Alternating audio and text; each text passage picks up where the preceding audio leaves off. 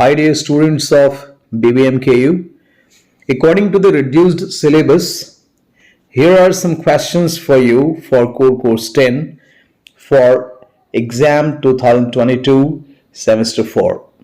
Semester 4 में जो important questions आपके लिए हो सकते हैं Core Course 10 में BBMKU students के लिए वो इस प्रकार हैं. आइए हम लोग डिस्कस करते हैं. बहुत सारे बच्चों ने बार बार रिक्वेस्ट किया कि सर कौन कौन से इंपॉर्टेंट क्वेश्चन होंगे जो रिड्यूस्ड सिलेबस में आने चाहिए. चलिए देखते हैं.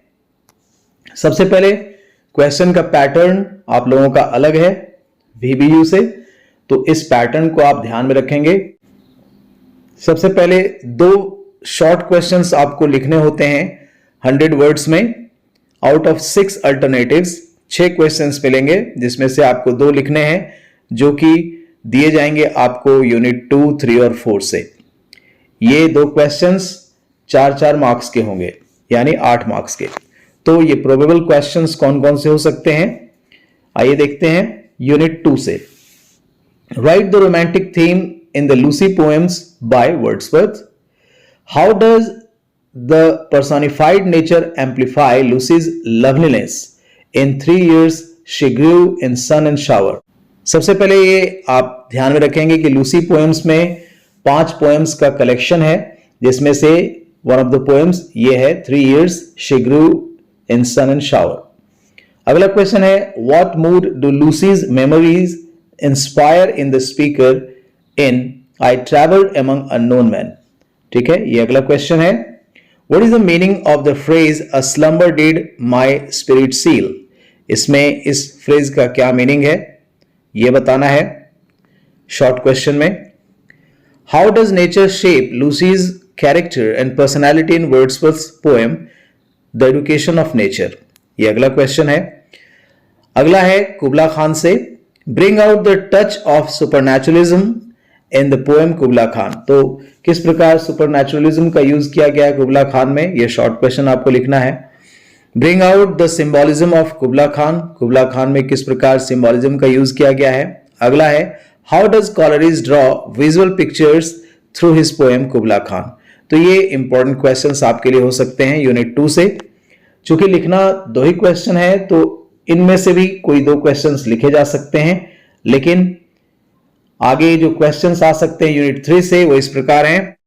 यूनिट 3 से ode to the west wind and ode to the nightingale से कौन कौन से प्रोबेबल क्वेश्चंस आपके लिए हो सकते हैं. How does Shelley present the west wind in the poem ode to the west wind. इस पोएम में वेस्ट विंड को कैसे एक्सप्लेन किया गया है, कैसे दिखाया गया है शेली के द्वारा.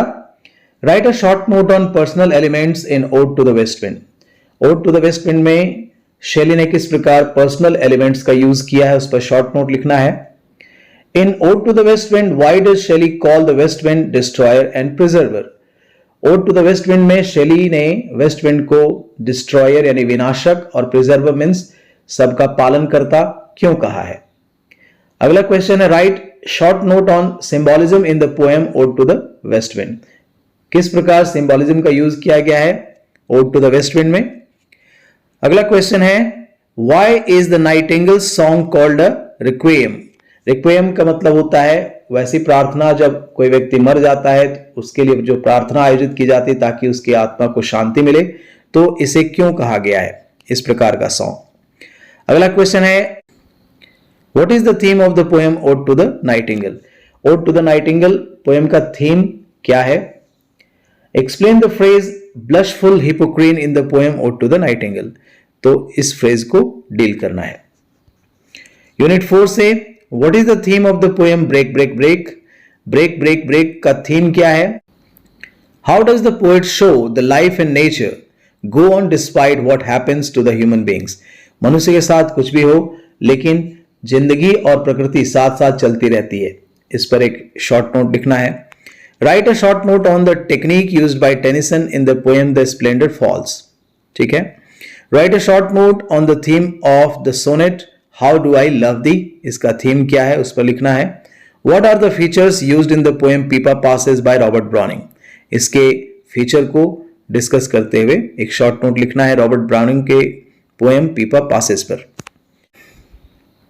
अब हम लोग बात करते हैं 4 लॉन्ग क्वेश्चंस जो आपको पूछे जाएंगे ग्रुप बी में, जिसमें से दो दो अल्टरनेटिव क्वेश्चंस आपको मिलेंगे यूनिट 2, 3 और 4 से। 4 क्वेश्चंस लिखने हैं 16-16 मार्क्स के, total 64 marks. So critically examine the theme and romantic elements used in the Lucy poems, जो कि विलियम वर्ड्सवर्थ का है। Critically appreciate the Lucy poems by Wordsworth.